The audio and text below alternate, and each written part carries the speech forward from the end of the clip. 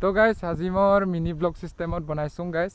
বহুত বছৰ হ'ল মই ব্লগকে বনোৱা নাই, কিন্তু আজি শ্বিলঙত আহিছোঁ কাৰণ মোৰ গানৰ শ্বুটিং আছিলে, সেইটোৰ কাৰণে গুৱাহাটী মানে শ্বিলঙত আহিছোঁ গাইজ। চাওক গাইজ কি ভিউ, চাওক গাইজ বৰাপানী এইখিনিত কি বুলি কয় নাজানো, আপোনালোকে যদি জানে কমেণ্টত জনাই ক'ব। ইয়াতে আমি শ্বুটিং কৰিছিলোঁ গাইজ চাওক। আৰু আমি সেইফালে এতিয়া জিৰণি লৈ আছোঁ, তাতে বহুত মানুহ কি বুলি কয় ভাত খাব ওলাইছে। আৰু মোক চাব নেকি গাইজ, ইফালে আছোঁ গাইজ মই। চাওক গাইজ কি ধুনীয়া, এতিয়া গুৱাহাটীতকৈ এতিয়া বহুত অলপ ঠাণ্ডা পৰে আৰু এতিয়া বহুত ধুনীয়া ঠাই গাইজ। আৰু এতিয়া আপোনালোকে বহিব পাৰিব গাইজ, চাওক এতিয়া বহিব পাৰিব।